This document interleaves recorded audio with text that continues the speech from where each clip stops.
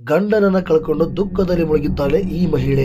ಇಂಥ ಸಂದರ್ಭದಲ್ಲಿ ಇರೋ ಸಮಸ್ಯೆ ಸಾಲದ ಅಂತ ಒಂದು ದಿನ ಮನೆಯ ಹೊರಗಡೆ ಒಬ್ಬ ಕಪ್ಪು ಮಹಿಳೆ ಚೇರ್ ಹಾಕಿ ಕುಂತಿದ್ದನ್ನ ನೋಡಿ ಅಮ್ಮ ಮಕ್ಕಳೆಲ್ಲ ಇಲ್ಲಿಂದ ಓಡ್ಸಕ್ಕೆ ತುಂಬಾನೇ ಪ್ರಯತ್ನ ಪಡ್ತಾರೆ. ಕಣ್ಣಿಂದ ಎದುರಿಸಿದ್ರು ಕೂಡ ಈ ಮಹಿಳೆ ಇಲ್ಲಿಂದ ಹೋಗ್ತಿಲ್ಲ. ದಿನೇ ದಿನೇ ಈ ಮಹಿಳೆ ಮನೆಯ ಹತ್ರ ಬರೋಕೆ ಶುರು ಮಾಡಿದಾಗ ಇವಳ ನೆರಳು ಮನೆ ಮೇಲೆ ಬೀಳುತ್ತಿದ್ದಂಗೆ ಆ ಕಪ್ಪು ನೆರಳಿನ ರೂಪದಲ್ಲಿ ಈ ಮಹಿಳೆ ಮನೆಯ ಒಳಗಡೆ ಬಂದು ಎಲ್ಲರನ್ನ ಕೊಲ್ಲೋದಕ್ಕೆ ಪ್ರಯತ್ನ ಮಾಡ್ತಾಳೆ. ನೋಡ್ತಿದ್ದಂಗೆ ಆ ಕಪ್ಪು ಬಟ್ಟೆ ಹಾಕಿರುವ ಮಹಿಳೆ ಭಯಾನಕ ರೂಪದಲ್ಲಿ ಬಂದು ಅಮ್ಮ ಮಕ್ಕಳನ್ನ ಹಾಟ್ ಮಾಡಕ್ಕೆ ಶುರು ಮಾಡ್ತಾಳೆ. ಏನಾಗ್ತಿದೆ ಇಲ್ಲಿ? ಯಾರು ಈ ಮಹಿಳೆ? ನೆರಳಿನ ರೂಪದಲ್ಲಿ ಮನೆಗೆ ಹೇಗೆ ಬರ್ತಾಳೆ? ಇವ್ರಿಗೇನು ಯಾಕೆ ತೊಂದರೆ ಕೊಡ್ತಾ ಇದ್ದಾಳೆ ಅನ್ನೋದನ್ನ the women in the hand ಅನ್ನುವ RR ಮೂವಿಯಲ್ಲಿ ನೋಡೋಣ. ಈ ಮೂವಿಯನ್ನು ನಾವು ನೋಡಕ್ಕೆ ಮೊದಲು ಶುರು ಮಾಡಿದಾಗ ಕಪ್ಪು ಬಟ್ಟೆಯ ಈ ಮಹಿಳೆ ಫ್ಯಾಮಿಲಿಗೆ ತೊಂದರೆ ಕೊಡೋದು ಅಷ್ಟೇ ಈ ಸ್ಟೋರಿ ಅಂತ ಮಾಡಿದ್ದೆ. ಆದ್ರೆ ಮೂವಿ ಕ್ಲೈಮ್ಯಾಕ್ಸ್ ಗೆ ಬರೋ ಅಷ್ಟರಲ್ಲಿ ತಲೆ ಕೆಡೋಕೆ ಶುರುವಾಗುತ್ತೆ. ಮೂವಿಯಲ್ಲಿ ಏನ್ ನಡೀತಾ ಇದೆ ಅಂತಾನೆ ಅರ್ಥ ಆಗೋಲ್ಲ. ಆಮೇಲೆ ಮೂವಿ ಬಗ್ಗೆ ಸ್ವಲ್ಪ ರಿಸರ್ಚ್ ಮಾಡಿದಾಗ ಆಗ ನಿಜವಾದ ಅರ್ಥ ಏನಂತ ಗೊತ್ತಾಯ್ತು. ಎಲ್ಲದನ್ನ ಈ ವಿಡಿಯೋದಲ್ಲಿ ಎಕ್ಸ್ಪ್ಲೈನ್ ಮಾಡ್ತೀನಿ ಸ್ನೇಹಿತರೆ. ಅದಕ್ಕಿಂತ ಮುಂಚೆ ನಮ್ಮ ಯೂಟ್ಯೂಬ್ ಚಾನಲ್ ಗೆ ಸಬ್ಸ್ಕ್ರೈಬ್ ಆಗಿಲ್ಲ ಅಂದ್ರೆ ದಯವಿಟ್ಟು ಈ ಕೂಡಲೇ ಸಬ್ಸ್ಕ್ರೈಬ್ ಆಗಿ ಸಪೋರ್ಟ್ ಮಾಡಿ. ಡನ್ ಅಂತ ಬೆಲ್ ಐಕನ್ ಕ್ಲಿಕ್ ಮಾಡಿ. ಈ ಮೂವಿಯ ಸ್ಟಾರ್ಟಿಂಗ್ ನಲ್ಲಿ ರಮೋನಾ ಅನ್ನೋ ಮಹಿಳೆ ಪದೇ ಪದೇ ಒಂದೇ ವಿಡಿಯೋನ ನೋಡ್ತಾ ಇರ್ತಾಳೆ. ಅದುವೇ ತನ್ನ ಗಂಡ ಇರೋ ವಿಡಿಯೋ. ಆಕ್ಸಿಡೆಂಟ್ ಅಲ್ಲಿ ತನ್ನ ಗಂಡನಾದ ಡೇವಿಡ್ ಅನ್ನ ಕಳ್ಕೊಂಡಿರ್ತಾಳೆ. ಅದೇ ಆಕ್ಸಿಡೆಂಟ್ ಅಲ್ಲಿ ಇವಳ ಕಾಲಿಗೆ ತುಂಬಾನೇ ಏಟ್ ಆಗಿ ಒಲಿಗೆ ಹಾಕಿರೋದ್ರಿಂದ ಇವಳಿಗೆ ಸರಿಯಾಗಿ ಓಡಾಡಕ್ಕೆ ಆಗ್ತಿರ್ಲಿಲ್ಲ. ಡೇವಿಡ್ ಗೆ ರಮೋನಾ ಹೇಳ್ತಿದ್ದಾಳೆ, ನನಗೆ ಒಂದು ಅದ್ಭುತವಾದ ಕನಸು ಬಿದ್ದಿತ್ತು. ನಮ್ಮ ಹಳೆ ಫಾರ್ಮ್ ಹೌಸ್ ನ ರೆಡಿ ಮಾಡಿ ಡೆಕೋರೇಷನ್ ಎಲ್ಲ ಮಾಡಿ ಆಗಿತ್ತು. ಮನೆಯ ಸುತ್ತ ನಿನ್ನ ಫೇವರೆಟ್ ಹೂಗಳಾದ ಐರಿಸ್ ಗಳು ಇದಾವೆ. ನಾನು ನೀನು ಮಕ್ಕಳೆಲ್ಲರೂ ತುಂಬಾನೇ ಖುಷಿಯಾಗಿದ್ದೀವಿ. ನಮ್ಮ ಫಾರ್ಮ್ ಹೌಸ್ ಗೆ ನೇಮ್ ಬೋರ್ಡ್ ಹಾಕೋದನ್ನೇ ಬಾಕಿ ಇದೆ. ಏನ್ ಹೆಸರಿಡೋಣ ನಮ್ಮ ಫಾರ್ಮ್ ಹೌಸ್ ಗೆ ಅಂತ ಡೇವಿಡ್ ಕೇಳ್ತಿದ್ದಾನೆ. ಅದಕ್ಕೆ ರಮೋನಾ ಏನ್ ಹೆಸರಿಡೋದಂತ ಯೋಚನೆ ಮಾಡ್ತಾ ಇದ್ದಾಳೆ. ಅದಕ್ಕೆ ಈ ವಿಡಿಯೋನ ಪದೇ ಪದೇ ನೋಡ್ತಿರ್ತಾಳೆ. ಈಗ್ಲೂ ಇವರು ಫಾರ್ಮ್ ಹೌಸ್ ಅಲ್ಲಿ ಇದಾರೆ ಬಂಧುಗಳೇ. ಆದ್ರೆ ಗೋಡೆ ಎಲ್ಲ ಕ್ರ್ಯಾಕ್ ಆಗಿದೆ, ಹಳೇದಾಗಿದೆ. ಹಾಗಾಗಿ ಇದನ್ನ ಹೊಸ ಫಾರ್ಮ್ ಹೌಸ್ ರೀತಿ ರಿನೋವೇಟ್ ಮಾಡ್ಬೇಕಂತ ಡೇವಿಡ್ ಅನ್ಕೊಂಡಿದ್ರು. ಈ ವಿಡಿಯೋ ನೋಡಿಕೊಂಡು ರಮೋನಾ ಎದ್ದು ಬರ್ಲಿ ಅಂತ ಮಗ ಟೈನರ್ ಕಿಟಕಿನ ಪರದ ಹೇಳದು ಬೆಳಕು ಬರಾಗಿ ಮಾಡ್ತಾನೆ. ಮತ್ತೆ ಮನೆಯಲ್ಲಿ ಕರೆಂಟ್ ಇಲ್ಲ, ಫೋನ್ ಮಾಡು ಅಂತ ಅವ್ರ ತಾಯಿಗೆ ಹೇಳಿ ಹೋಗ್ತಾನೆ. ಎಷ್ಟೊಂದು ಬಿಲ್ಗಳು ಬಾಕಿ ಇದ್ರು ಅವುಗಳನ್ನ ಇವರಿಗೆ ಕಟ್ಟೋಕೆ ಆಗ್ಲಿಲ್ಲ. ಅದಕ್ಕೆ ಇವಾಗ ಇಲ್ಲಿ ಕರೆಂಟ್ ತೆಗೆದಿದ್ದಾರೆ. ಅವ್ರಿಗೆ ಫೋನ್ ಮಾಡಕ್ಕೆ ಮೊಬೈಲ್ ಅಲ್ಲಿ ಚಾರ್ಜ್ ಇರಲಿಲ್ಲ.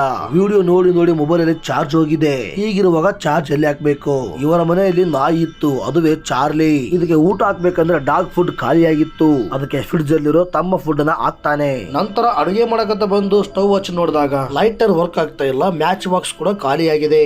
ಹಾಗಾಗಿ ತನ್ನ ತಂದೆಯ ಲೈಟರ್ ತಗೊಂಡು ಬಂದು ಸ್ಟವ್ ಹಚ್ಚಿ ಅಡುಗೆ ಮಾಡ್ತಾನೆ. ನಂತರ ತಾಯಿ ಮತ್ತು ತನ್ನ ತಂಗಿ ಆನಿಯನ್ನ ತಿಂಡಿ ತಿನ್ನಕ್ಕೆ ಕರೀತಾನೆ. ಖುಷಿಯಿಂದ ತಿಂಡಿ ತಿನ್ನಬೇಕಾದ್ರೆ ಖಾಲಿ ಚೇರ್ ನೋಡಿ ರಮೋನಾ ಅಳೋಕೆ ಶುರು ಮಾಡ್ತಾಳೆ. ಯಾಕೆಂದ್ರೆ ಈಕೆಯ ಗಂಡ ಡೇವಿಡ್ ಆ ಚೇರ್ ಅಲ್ಲಿ ಊಟಕ್ಕೆ ಕೂತ್ಕೋತಿದ್ದ.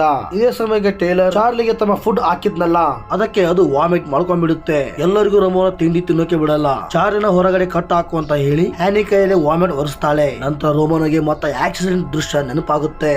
ಇದರಿಂದ ದುಃಖದಲ್ಲಿ ಇದ್ದಾಗ ಟೈಲರ್ ಬಂದು ಯಾರೋ ಮನೆ ಹೊರಗಡೆ ಚೇರ್ ಹಾಕೊಂಡು ಕುಂತಿದ್ದಾನೆ ಅಂತ ಹೇಳ್ತಾನೆ. ಯಾರೋದು ಅಂತ ಕಿಟಕಿಯಿಂದ ರಮೋನಾ ಮತ್ತು ಹ್ಯಾನಿ ನೋಡಿದಾಗ ಅಂತ್ಯ ಸಂಸ್ಕಾರಕ್ಕೆ ಬಂದಿರೋ ರೀತಿ ಆ ಮಹಿಳೆ ಕಪ್ಪು ಬಟ್ಟೆನ ಹಾಕೊಂಡು ಚೇರ್ ಮೇಲೆ ಕುಂತಿರ್ತಾಳೆ. ಮುಖಾನ ಕವರ್ ಕೂಡ ಮಾಡ್ಕೊಂಡಿರ್ತಾಳೆ. ಚಾರ್ಲಿ ಆಕೆಯನ್ನು ನೋಡಿ ಒಂದೇ ಸಮ ಬೊಗಳ್ತಾ ಇದೆ. ಸುಮ್ನೆ ಇರುವಂತ ರಮೋನಾ ಹೇಳಿದ್ರು ಅದು ಕೇಳ್ತಾ ಇಲ್ಲ. ನೋಡೋಣ ಆ ಮಹಿಳೆ ಯಾರು ಅಂತ ವಿಚಾರಿಸ್ಕೊಂಡು ಬರ್ತೀನಿ ಅಂತ ಅವಳು ಹೊರಗಡೆ ಹೋಗ್ತಾಳೆ. ಯಾರು ನೀವು, ಏನು ಸಹಾಯ ಬೇಕು ಅಂತ ಕೇಳಿದ್ರೆ ಈ ಮಹಿಳೆ ಉತ್ತರ ಕೊಡದೇನೆ ವಾಪಸ್ ರಮೋನಾಗೆ ಪ್ರಶ್ನೆ ಕೇಳ್ತಾಳೆ. ನಾನ್ ನಿನಗೆ ಹೇಗ್ ಬಂದೆ, ನಿನ್ನ ಹೆಸರು ಏನು ಅಂತ ಕೇಳಿದಾಗ ನೀನ್ ಇಲ್ಲಿಗೆ ಹೇಗ್ ಬಂದೆ ಅಂತ ನೀನೇ ಹೇಳ್ಬೇಕು. ನನ್ನ ಹೆಸರು ರಮೋನಾ, ನಿಂದೇನು ಪ್ರಾಬ್ಲಮ್ ಅಂತ ಹೇಳಿದಾಗ ನನಗೇನು ಪ್ರಾಬ್ಲಮ್ ಇಲ್ಲ ಅಂತ ಹೇಳ್ತಾಳೆ. ಹಾಗಿದ್ರೆ ನನ್ನ ಗಂಡ ಇನ್ನೇನು ಮನೆಗೆ ಬರ್ತಾನೆ, ಇಲ್ಲಿಂದ ಹೋಗ್ತೀರಾ ಅಂತ ರಮೋನಾ ಕೇಳಿದಾಗ ನಿನ್ ಗಂಡ ವಾಪಸ್ ಬರಲ್ಲ. ನಿನಗೆ ಏಟಾಗಿರೋ ಕಾಲು, ನಾಶವಾಗಿರೋ ಕಾರ್ ನೋಡಿದ್ರೆ ನಿನ್ನ ಜೀವ ಗಟ್ಟಿ ಇತ್ತು ಅಂತ ಅನ್ಸುತ್ತೆ. ನಿನ್ನ ಗಂಡ ಸತ್ತೋದ್ನಲ್ಲ ಆಕ್ಸಿಡೆಂಟ್ ಅಲ್ಲಿ, ಮತ್ತು ನಿನ್ನ ಮಕ್ಕಳು ಕೂಡ ಮಾಗಿದ ಹಣ್ಣು ರೀತಿ ತಿನ್ನೋಕೆ ಚೆನ್ನಾಗಿದ್ದಾರೆ ಅಂತ ಹೇಳುತ್ತೆ ಅಂತ ಈಕೆ ಹೇಳಿದಾಗ ರಮೋನಾಗೆ ಭಯ ಶುರುವಾಗುತ್ತೆ. ನೀನು ಇಲ್ಲಿಂದ ಹೋಗ್ಲಿಲ್ಲ ಅಂದ್ರೆ ಪೊಲೀಸ್ ನ ಕರೆಸ್ತೀನಿ ಅಂತ ರಮೋನಾ ಹೇಳ್ತಾಳೆ.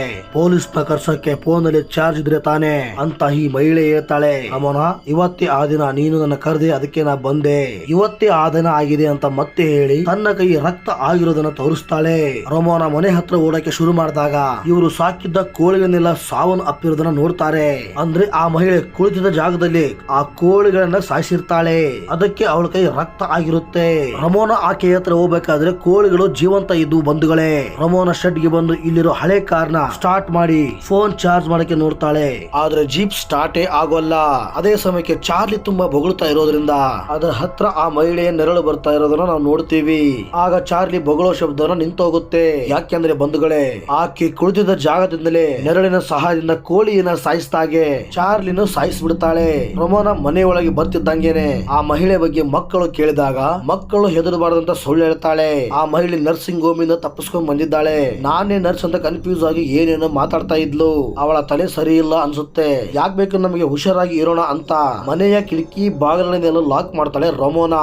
ಈಗ ಟಾಪಿಕ್ ನ ಚೇಂಜ್ ಮಾಡಕ್ಕೆ ನಾವು ಐಸ್ ಕ್ರೀಮ್ ನ ತಿನ್ನೋಣ ಅಂತ ಹೇಳಿ ಹ್ಯಾನಿ ಮತ್ತು ರಮೋನಾ ಐಸ್ ಕ್ರೀಮ್ ತಿನ್ನೋಕೆ ಕೂತ್ಕೋತಾರೆ. ಆದ್ರೆ ಡೈಲರ್ ಆ ಮಹಿಳೆ ಬಗ್ಗೆ ರಮೋನಿಗೆ ಇನ್ನು ಕೇಳ್ತಾನೆ. ಹೇಗಾದ್ರೂ ಆಗ್ಲಿ ನಮ್ಮ ಅಪ್ಪನ ಗನ್ ತೊಂಬರ್ತೀನಿ ಅಂತ ಅಂದಾಗ ಸಿಟ್ನಲ್ಲಿ ರಮೋನಾ ಕಾಫಿ ಮಗ್ನ ಜೋರಾಗಿ ನೆಲಕ್ಕೆ ಬಿಸಾಕ್ತಾಳೆ. ಇದರಿಂದ ಡೈಲರ್ ತನ್ನ ರೂಮ್ಗೆ ಹೋದ್ರೆ ಸ್ವಲ್ಪ ಹೊತ್ತಾದ್ಮೇಲೆ ಹ್ಯಾನಿ ಹೇಳ್ತಾಳೆ ಆ ಮಹಿಳೆ ಮನೆಗೆ ಹತ್ರ ಬಂದಿದ್ದಾಳೆ ಅಂತ. ಎಲ್ಲರೂ ಕಿಟಕಿಯಿಂದ ಹೊರಗಡೆ ನೋಡಿದಾಗ ಅವಳು ಮನೆ ಹತ್ರನೇ ಬಂದು ಕುಂತ್ಕೊಂಡಿದ್ದಾಳೆ. ಮೋಸ್ಟ್ಲಿ ಹಿಂದೆ ಬಿಸಿಲು ಜಾಸ್ತಿ ಇತ್ತಂತ ಮರದ ನೆರಳಲ್ಲಿ ಕುಳಿತಿರಬಹುದು.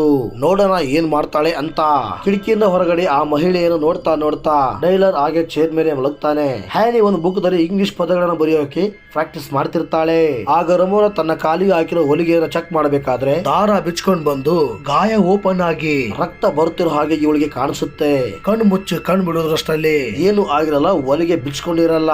ಅಂದ್ರೆ ರೊಮೋಲಾಗೆ ಭ್ರಮೆ ಆಗಿತ್ತು ಅಷ್ಟೇ. ಹ್ಯಾನಿಗೆ ಸರಿಯಾಗಿ ಆರನ್ನ ಬರೆಯೋಕೆ ಬರ್ತಿರಲಿಲ್ಲ. ಆದ್ರಿಂದ ಅದನ್ನ ಉಲ್ಟಾ ಬರಿತಿರ್ತಾಳೆ, ಮಿರರ್ ಇಮೇಜ್ ರೀತಿ. ರೊಮೋನಾ ಒಳ್ಳೆ ಪೇಂಟರ್ ಆಗಿರ್ತಾಳೆ. ತನ್ನ ಗಂಡನನ್ನ ಕಳ್ಕೊಂಡಾದ್ಮೇಲೆ ಪೇಂಟಿಂಗ್ ಮಾಡೋದನ್ನ ಬಿಟ್ಟಿರ್ತಾಳೆ. ರೊಮೋನಾ ಒಂದು ಬುಕ್ ಮೇಲೆ ನಾಯಿ ಹಚ್ಚುತ್ತಾ ಇರೋದನ್ನ ನೋಡಿ ಚಾರ್ಲಿಯ ಕಡೆ ಹೋಗುತ್ತೆ. ಆ ಮಹಿಳೆಯನ್ನು ನೋಡಿಕೊಂಡು ಒಂದೇ ಸಮನೆ ಬೊಗಳುತ್ತಿದ್ದ ಚಾರ್ಲಿ ಏನು ಇದ್ದಕ್ಕಿದ್ದಂಗೆ ಸೈಲೆಂಟ್ ಆಗಿದೆಯಲ್ಲ ಅಂತ ಹೊರಗೆ ನೋಡೋಕೆ ಬಂದ್ರೆ ಚಾರ್ಲಿ ಇಲ್ಲಿ ಕಾಣ್ತಾನೆ ಇಲ್ಲ. ಅದರ ಚೈನ್ ಮಣ್ಣಿನ ಒಳಗಡೆ ಸೇರ್ಕೊಂಡಿದೆ. ಚೈನ್ ಎಳೆದು ನೋಡಿದಾಗ ಆಗ ಚೈನ್ ಕಟ್ ಆಗಿರೋದು ಗೊತ್ತಾಗುತ್ತೆ. ಚಾರ್ಲಿಗೆ ಏನು ಆಗಿದೆ ಅಂತ ಗೊತ್ತಾದ್ರೂ ರೊಮೋನಾ ವಾಪಸ್ ಮನೆಗೆ ಬಂದ್ಮೇಲೆ ಚಾರ್ಲಿ ಬಗ್ಗೆ ಮಕ್ಕಳಿಗೆ ಹೇಳೋದಿಲ್ಲ. ಚೇರ್ ಮೇಲೆ ಮಲಗಿದ್ದ ಡೈಲರ್ ಎಚ್ಚರಗೊಂಡಾಗ ಏನಾಯ್ತಂತ ಕೇಳ್ತಾನೆ. ರೊಮೋನಾ ಏನೂ ಇಲ್ಲ, ಸುಮ್ನೆ ಕೂತ್ಕೊಂಡಿದ್ದೀನಿ ಅಂತ ಹೇಳ್ತಾಳೆ.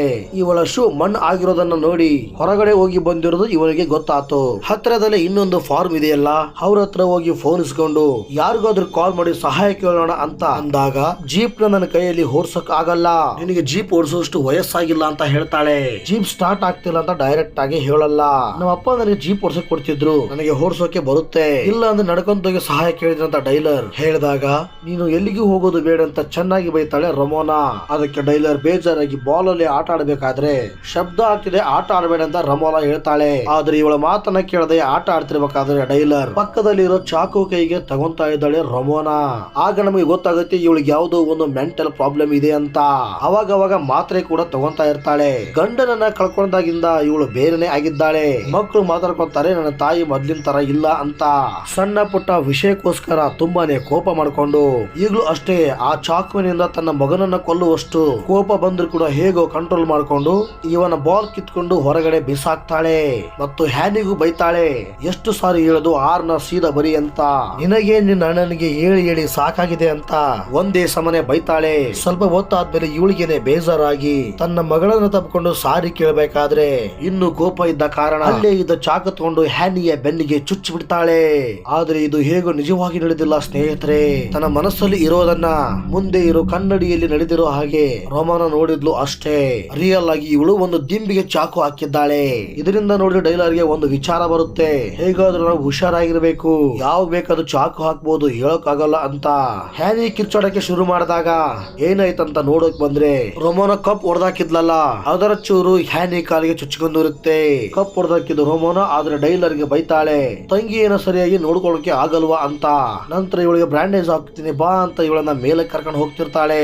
ಇದೇ ಸರಿಯಾದ ಸಮಯ ಅಂತ ಡೈಲರ್ ಕಾರ್ ಕೀ ತಗೊಂಡು ಶೆಡ್ ಹತ್ರ ಓಡಿ ಬರ್ತಾನೆ. ಇದನ್ನ ಆ ಚೇರ್ ಹಾಕೊಂಡು ಕುಳಿತಿರೋ ಮಹಿಳೆ ನೋಡ್ತಾಳೆ. ಚಾರ್ಲಿ ಕೂಡ ಕಾಣ್ತಾ ಇಲ್ಲ ಅಂತ ಡೈಲರ್ಗೆ ಗೊತ್ತಾಯ್ತು. ಇವನು ಜೀಪ್ ಸ್ಟಾರ್ಟ್ ಮಾಡಕ್ ನೋಡ್ತಾನೆ, ಆದ್ರೆ ಅದು ಸ್ಟಾರ್ಟ್ ಆಗಲ್ಲ. ಇದೇ ಸಮಯಕ್ಕೆ ಆ ಶೆಡ್ ಸುತ್ತ ಒಂದು ಕಪ್ಪು ಮಹಿಳೆ ಬಟ್ಟೆ ಹಾಕೊಂಡು ಓಡಾಡ್ತಿರೋದು ಕಾಣುತ್ತೆ. ಅವಳು ಎಲ್ಲಿದ್ದಾಳೆ ಅಂತ ಡೈಲರ್ ನೋಡ್ತಿರ್ಬೇಕಾದ್ರೆ ಆ ಮಹಿಳೆ ಇದ್ದಕ್ಕಿದ್ದಂಗೆ ಇವನ ಹತ್ರನೇ ಬರ್ತಿದ್ದಂಗೆ ಕನ್ನಡಿಯಲ್ಲಿ ಕಾಣುತ್ತೆ. ಆದ್ರೆ ಅವಳು ರಿಯಲ್ ಆಗಿ ಇಲ್ಲಿ ಇರೋದಿಲ್ಲ. ಮತ್ತೆ ಯಾರು ಓಡಾಡ್ತಿರೋ ನೆರಳನ್ನ ನೋಡಿ ಹೊರಗೆ ದಾಳಿ ಮಾಡಕ್ಕೆ ಬಂದಾಗ ಇಲ್ಲಿ ರಮೋನಾ ಇದ್ದಾಳೆ. ರಮೋನಾ ಬೈದು ಮನೆ ಒಳಗಡೆ ಕರ್ಕೊಂಡು ಬಂದಾಗ ಡೈಲರ್ ಹೇಳ್ತಾನೆ, ಜೀಪ್ ಸ್ಟಾರ್ಟ್ ಆಗಲ್ಲ ಅಂತ ನಿನಗೆ ಗೊತ್ತಿತ್ತು, ಚಾರ್ಲಿ ಕೂಡ ಕಾಣುತ್ತಿಲ್ಲ, ಆ ಮಹಿಳೆ ಯಾರಂತ ನಿನಗೆ ಗೊತ್ತಲ್ವಾ, ಯಾಕೆ ನೀನು ನನಗೆ ಏನು ಹೇಳ್ತಿಲ್ಲ ಅಂತ ಕೇಳಿದಾಗ ನನಗೆ ಏನು ಗೊತ್ತಿಲ್ಲ, ಇಲ್ಲ, ನಿಮ್ಮನ್ನ ನಾನು ಆ ಮಹಿಳೆಯಿಂದ ಕಾಪಾಡಕ್ಕೆ ಟ್ರೈ ಮಾಡ್ತಾ ಇದ್ದೀನಿ ಅಷ್ಟೇ. ಆಗ ಡೈಲರ್ ಹೇಳ್ತಾನೆ, ನೀನು ಮಾತಿಗೂ ಚಾಕು ಕೈಗೆ ತಗೊಳೋದು ನೋಡಿದ್ರೆ ಆ ಮಹಿಳೆ ಇರ್ಲಿ, ನೀನೆ ನಮ್ಮನ್ನ ಸಾಯಿ ಹೊಡೆಯೋಗೆ ಕಾಣ್ತಾ ಇದೀಯಾ, ಹುಚ್ಚಿಡಿದ್ರಂಗೆ ನೀನು ಮಾತ್ರೆ ತಗೊಂತೀಯ, ಅದು ನನಗೆ ಗೊತ್ತು. ಆಗ ರೋಮನ ಸಿಟ್ಟಿನಿಂದ ಬುಟ್ಟಿ ತಗೊಂಡು ಬಿಸಾಕ್ತಾಳೆ. ಇದರಿಂದ ಕೋಪಗೊಂಡ ಡೈಲರ್, ಸಾಕು ಈ ಆಟ ಎಲ್ಲ ಅಂತ ಸೀದಾ ತನ್ನ ತಂದೆ ರೂಮ್ಗೆ ಹೋಗಿ ಲಾಕರ್ ಅಲ್ಲಿ ಇದ್ದ ಗನ್ ತಗೊಂತಾನೆ. ಆದ್ರೆ ಬುಲೆಟ್ ಗಳಿಲ್ಲ, ಒಂದೇ ಒಂದು ಬುಲೆಟ್ ಗನ್ ಅಲ್ಲಿ ಇದೆ ಅಷ್ಟೇ.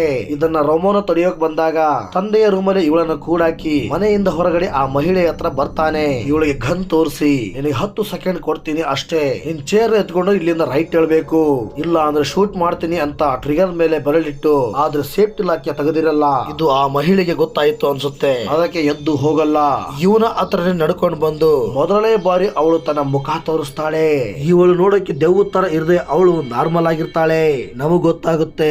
ಈಗ ಮಹಿಳೆ ಹೇಳ್ತಾಳೆ, ನನ್ನನ್ನ ಶೂಟ್ ಮಾಡೋದು ಇರ್ಲಿ, ಮೊದಲು ನಿಮ್ಮ ಅಮ್ಮನ ಹತ್ರ ಸತ್ಯ ಬಾಯಿ ಬಿಡಿಸು. ಅವಳು ನಿನ್ನ ತಂದೆಯ ಸಾವಿನ ಬಗ್ಗೆ, ಆಕ್ಸಿಡೆಂಟ್ ಬಗ್ಗೆ ಎಲ್ಲ ಸುಳ್ಳು ಹೇಳಿದ್ದಾಳೆ. ಸತ್ಯ ಬೇರೆನೆ ಇದೆ, ಹೋಗಿ ಬೇಕಾದ್ರೆ ಕೇಳು ಅಂದಾಗ ತನ್ನ ತಾಯಿ ರೋಮೋನ ಹತ್ರ ಬರುವಷ್ಟೊತ್ತಿಗೆ ಹ್ಯಾನಿ ಡೋರ್ ನ ತೆಗೆದಿದ್ದಾಳೆ. ಕಾರ್ ಓಡಿಸ್ಬೇಕಾದ್ರೆ ಮಳೆ ಬಂದು ರೋಡ್ ಒದ್ದೆ ಆಗಿತ್ತು, ಕಂಟ್ರೋಲ್ ತಪ್ಪಿ ಸ್ಕಿಡ್ ಆಯ್ತು, ಅದಾಯ್ತು ಇದಾಯ್ತು ಅಂತ ಕೊನೆಗೆ ಆಕ್ಸಿಡೆಂಟ್ ಆಯ್ತು ಅಂತ ಕಥೆ ಹೊಡೆದೆ. ಈಗ ಸತ್ಯ ಹೇಳು ಅಂದಾಗ ಬೇರೆ ದಾರಿ ಇಲ್ಲದೆ ರೋಮೋನ ಕೊನೆಗೂ ಸತ್ಯ ಹೇಳ್ತಾಳೆ.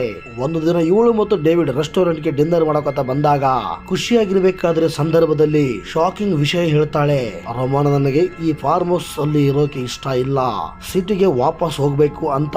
ಯಾಕಂದ್ರೆ ಇವರು ಮೊದಲು ಸಿಟಿಯಲ್ಲಿ ಇದ್ರು ಸ್ನೇಹಿತರೆ, ಅಲ್ಲಿ ರೋಮೋನ ಕೆಲಸಕ್ಕೆ ಹೋಗ್ತಾ ಇದ್ಲು. ಆದ್ರೆ ಸಿಟಿಯಲ್ಲಿ ತುಂಬಾನೇ ತೊಂದರೆಗಳಿದಾವೆ, ಅದೆಲ್ಲ ಬಿಟ್ಟು ಆರಾಮಾಗಿ ಸಿಟಿಯಿಂದ ಹೊರಗಡೆ ಇರೋಣ ಅಂತ ಇಬ್ಬರು ಮಾತಾಡಿನೇ ಫಾರ್ಮ್ ಹೌಸ್ ತಗೊಂಡಿರ್ತಾರೆ. ಆದ್ರೆ ಫಾರ್ಮ್ ಹೌಸ್ ಗೆ ಶಿಫ್ಟ್ ಆದ್ಮೇಲೆ ಕೆಲಸ ಬಿಟ್ಟು ರೋಮೋನಾಗೆ ಮನೆಯಲ್ಲಿ ಇರೋಕೆ ಆಗ್ತಿರ್ಲಿಲ್ಲ. ಕೇವಲ ಡೇವಿಡ್ ಗೆ ಹೆಲ್ಪ್ ಮಾಡೋದು, ಮಕ್ಕಳನ್ನ ನೋಡ್ಕೊಳ್ಳೋದು, ಮನೆ ಕೆಲಸ ಮಾಡೋದು, ಜೊತೆಗೆ ಕೋಳಿಗಳನ್ನ ನೋಡ್ಕೊಳ್ಳೋದು ಬಿಟ್ಟರೆ ಕೂಡ ಇವಳಿಗೆ ಇಷ್ಟ ಇರೋದನ್ನ ಮಾಡೋಕೆ ಆಗ್ತಿರ್ಲಿಲ್ಲ. ಕೇವಲ ಡೇವಿಡ್ ಗೆ ಇಷ್ಟ ಬಂದಂಗೆ ಇವಳು ಬದುಕ್ತಿದ್ದಾಳೆ. ಡೇವಿಡ್ ನ ಖುಷಿ ಕೇಳಿದ್ರೆ ಸಾಕಾಗೋಲ್ಲ, ನನ್ನ ಖುಷಿಯನ್ನ ಕೇಳೋರು ಯಾರು ಇಲ್ವಲ್ಲ ಅಂತ ರೋಮೋನ ಅಭಿಪ್ರಾಯ. ಈಕೆಯ ಒಪ್ಪಿಗೆ ತಗೊಂಡು ಫಾರ್ಮ್ ಹೌಸ್ ತಗೊಂಡಿರೋ ಡೇವಿಡ್ ಗೆ ಹೀಗೆ ಇವಳು ಮಾತಾಡ್ತಿರೋದು ಕೇಳಿ ಅವನಿಗೆ ತುಂಬಾನೇ ಬೇಜಾರಾಗುತ್ತೆ. ಕಪ್ಪು ಊದಿರುವ ಆ ಮಹಿಳೆ ಇಂದು ದಿನವೇ ಎಂದು ಭಯಾನಕ ಸಂದೇಶ ಕೊಡುವುದು.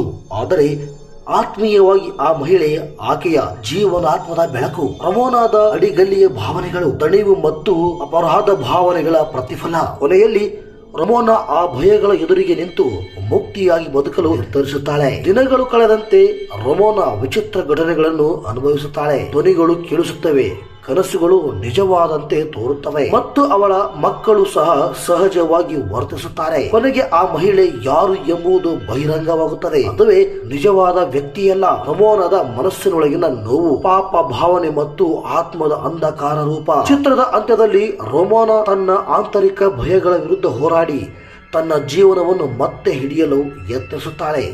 ಆದರೆ ಚಿತ್ರ ಕೊನೆಯಲ್ಲಿ ಒಂದು ಅಸ್ಪಷ್ಟ ಸಂದೇಶ ಕೂಡ ಇದೆ. ಆ ಮಹಿಳೆ ನಿಜವಾಗಿಯೂ ಅಳಿದು ಹೋಯಿತೆ ಅಥವಾ ಇನ್ನೂ ಆಕೆಯೊಳಗೆ ಬಾಕಿ ಇದ್ದಾಳೆಯೇ ಎಂಬುದು ಸ್ಪಷ್ಟವಾಗುವುದಿಲ್ಲ.